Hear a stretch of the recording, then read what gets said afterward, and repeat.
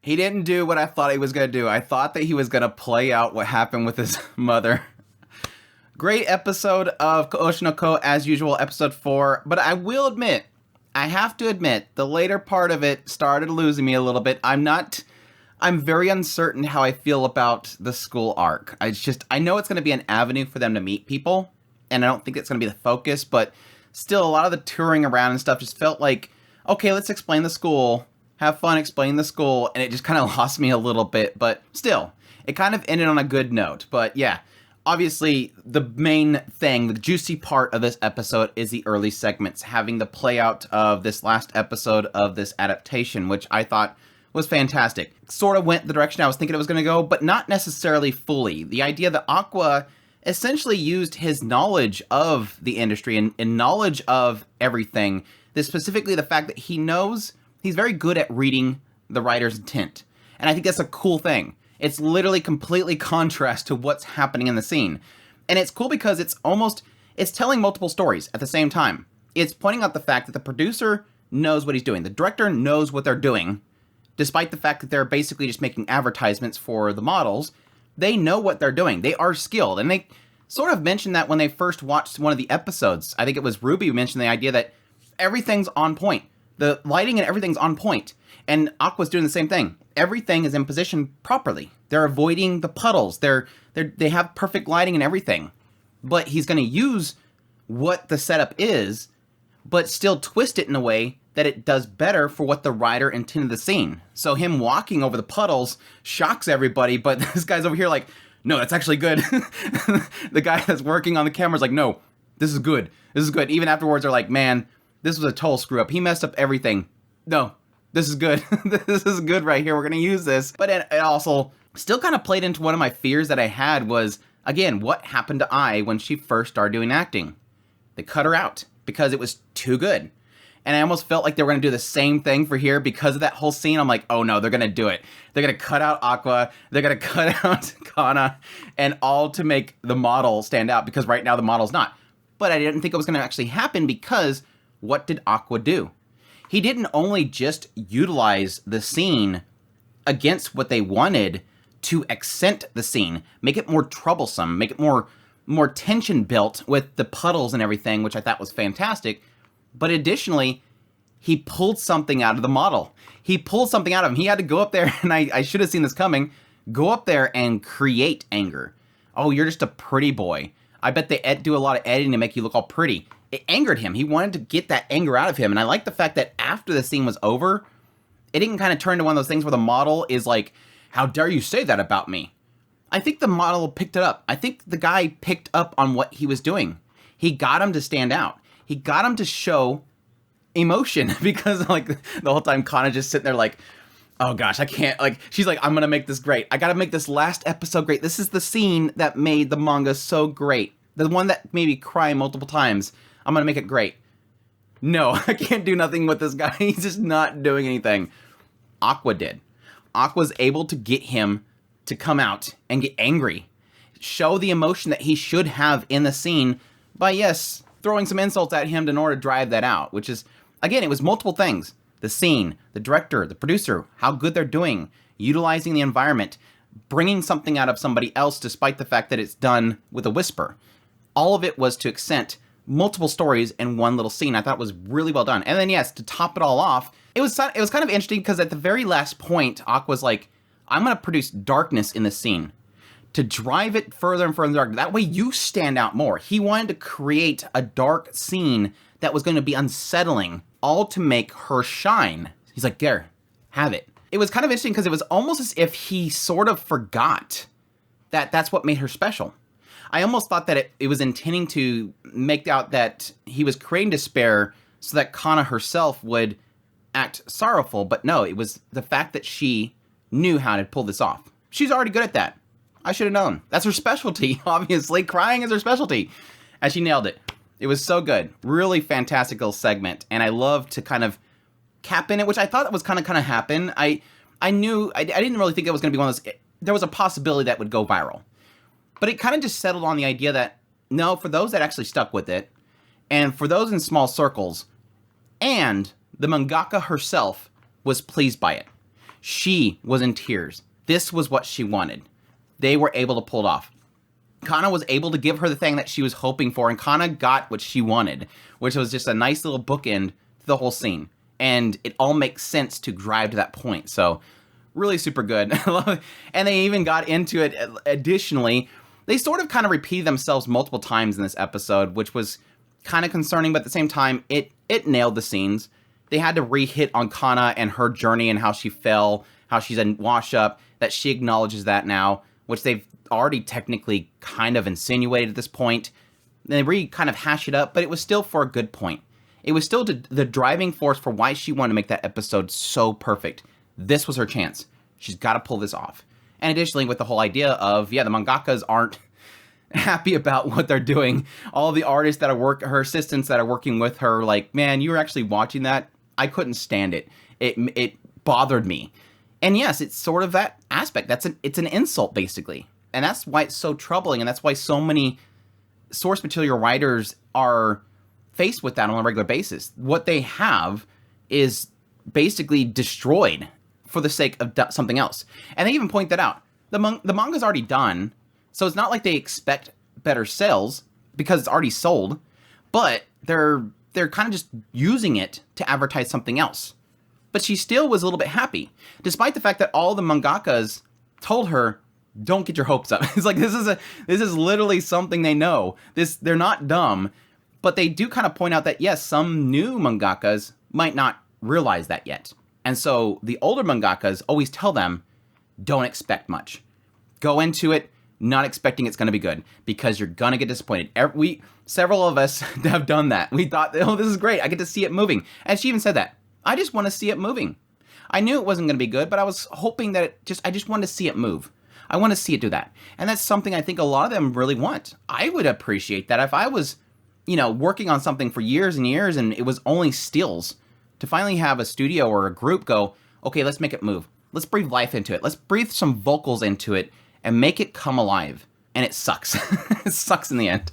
But yeah, really good. Obviously, the after party, the big scene is obviously going to be, yes, it's not the producer. The producer was not the one, which I like how my comments actually got a little feedback from people. It's like, what would not be controversial about her impregnating Ai? I'm like, well, this is a long time span. We don't know how old this dude is. He looks old, but anime, it's always difficult to tell how old.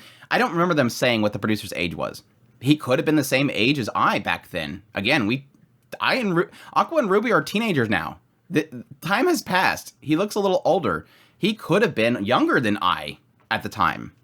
But it does imply that he was working and stuff, so it insinuates that he was at least 18. But yeah, he's been doing a lot of stuff with Ai, helping her with stuff, and he decided to throw in a little extra. Yeah, and I also helped, procure some restaurants and stuff for her, so she didn't tip off Ichigo Industries that she was going out with some guy. And she's like, wait, what was that guy? But this guy does seem like he's already kind of catching on that Aqua looks like Ai. He's like, you're from Ichigo Productions, right? Are you a child of Ai? He kind of knows it. Your face looks similar to her. I've seen a lot up close. And I'm like, yeah, he has an eyeball that's very unique. This is one of those moments where, because of character design uniqueness, obviously Ruby and Aqua and Ai have a very unique character design. And that's these eyes that look like somebody cut them open, which looks cool, by the way. I like it. But it's still one of those things of like, does anybody else see this? Like, it's obvious. It's like the whole scene when they first came to that one job of Ai for her first acting role, and they walk in and they have Miyako say that it was her children, and it's like, no, I'm not buying it. They both have one cut eye, and Ai has two cut eyes. Obviously they're her children, but no, it's obviously not something they're pointing out. But his face looks like it. But no, that obviously brings the question of, well, wait, who is she going out with? So you want to know, are you looking for gossip? Nope. I just really like her. And okay, I'll tell you, but you have to you have to do something for me. And that's this reality show, dating show. So apparently Aqua's going to go on a dating program. He's like going to be the biggest staker possible. He's got a pretty face, but he's going to be up on this stage going like, yeah, I like cats too. He's gonna be the worst on a dating live reality show. But no, there was a lot of hints, like in this scene as well, and in the previous scene of obviously Kana having Doki Doki feelings for Aqua. He sort of did something incredible. She's always kind of looked at him, always kind of had attention towards him. Again, that whole rivalry thing that she kind of had with him. But additionally, kind of having this moment sort of sparked something in her. And it was interesting, they kind of point out we had one more scene to do, and it was when the character has an expression that she fell in love. And it's like, and she's obviously looking at Aqua, so it's like a natural, real face that she's giving because she's fallen in love.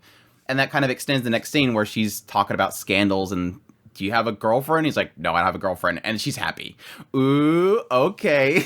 So yeah, we're already shipping it, obviously. It was inevitability. We all knew it was coming. Kana is in love with Aqua. But it was kind of interesting that it's sort of in her favor that at the very end of the episode, Aqua says, I have somebody that's a freelancer, and she has a cute face. So at least he acknowledges she's cute. So she, you know, Kana, if you could have heard that, we would have had like the whole poof cloud thing above her head. But yeah, it seems to be pushing Kana in the direction that she's going to become an idol. So I don't know how that's going to work out. I kind of would just like to have Kana be the presence in the acting sphere. It's not like she can't do both things, but I don't know, there's a side of me that kind of doesn't want that to happen. I kind of don't want Kana to become an idol. I want her to continue doing the acting thing that she's been striving for. Granted, she's technically achieved her goal, which was to rise back up and nail that main role, and she did. So she got her goal, but you would expect that with all the struggles she's gone through, she would want to stay in there. So I don't know how they're going to somehow write in that Kana needs to become an idol now, because it's completely backwards to what she really wants to do. But it could come down to just a thing of Aqua asks her and she's like, okay, I get to be a part of your production group. Okay. I get to be with you all the time. Okay. Because again, Doki Dokis. But again, I want to say no. I just want to say no. As much as I think it'll be cute seeing Kana up on a stage in a cute outfit and singing and smiling. Maybe that's what she actually should be doing. I mean, man, get her on a stage and have her cry in front of her fans. She's going to make loads of money.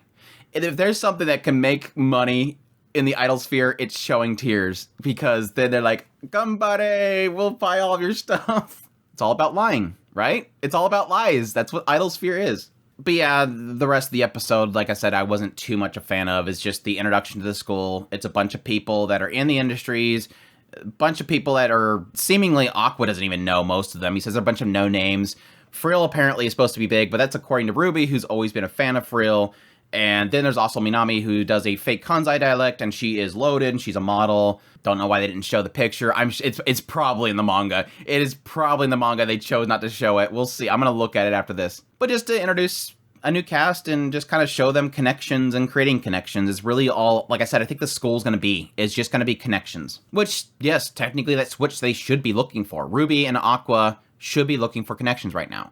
If Aqua had any sense in his mind, if he's looking for this person, which, yes, he's got a major lead right now, and that's probably his focus, but make connections. Why aren't you making friends? If you want to get to people, knowing people is the most important thing. So Aqua should be throwing on the facade right now and making friends with everybody in the school. But, again, he's not good with people, obviously. There is a side of me that's sort of wondering if I'm going to get sick of Aqua. I've already heard some people say that Aqua is like the stain of the show. Like he's the worst part of the show or the manga or something like that. I really do feel like right now, and I think that was my feelings in the first episode. The way that it ended, I'm like, oh, this is going to get really old real quick, isn't it? This guy is just kind of very single-minded, and he doesn't think about anything. And it makes it feel unrealistic. Even people that are driven to something, some sort of trauma, even over time, or just for the sake of just naturality, they eventually kind of break out of it. Now, granted, when he was a doctor, he didn't seem like he was very social. And so now in this new life, he had something to be social to, and he lost that. So it makes sense that he's very closed off. He's always been closed off, but at the same time, have some sort of thoughts outside of what your goal is, because that's kind of bothering me at this point. It doesn't feel real. It feels like it almost feels like they're making him into a villain, and he's technically an anti-hero type of character. He's a vigilante, so to speak, but it doesn't make it fun to watch when that's their only focus. Do stuff that makes sense and have some sort of logic outside of it. But we'll see. It's not bugging the hell out of me, but it's kind of getting there. It's kind of sort of showing me signs that I'm afraid of. It'll be interesting to see what possibly his goals are for Kana. Why is he even suggesting Kana to the team? Why does he want her to be present there? Did he get something from Kana? Now he wants to help her out? Or is there something that he believes is going to benefit Ruby, possibly? Having somebody with Ruby, at least, that he knows is a trusted individual. If Ruby's going to do this, I want to make sure that she has trusted people with her. That'll be interesting. I have to say, my last thing I want to point out is, I have to say, Frill's introduction was a little bit off-putting. I know there's some people in the Discord that likes her eyes. The eyes were like, what? Now, granted, this is a show with Aqua Eye and Ruby, and they have, like, really interesting eyes, but they're kind of beautiful. Frill's are just kind of, it looked like a cat alien. I was like, I'm not sure if I like her eyes. But that's just me. That's just me. Anyhow, we'll see how things go. Ruby and apparently Kana team up for idols, and Aqua going to a reality dating sim thing show, and yeah. But I hope you guys enjoyed this video. As always, if you did, make sure that like button down below, comment, let me know what you thought of the episode. Additionally, if you're new to the channel, make sure that subscribe button so you get all my content. I do news, reviews, first impressions, top list. If it's anime, it's pretty much here. Additionally, if you want to support the channel more, I have a Patreon link, tips link, super thanks button down below, as well as membership. I greatly appreciate everybody that supports the channel. You guys mean so much to me, and y'all take care.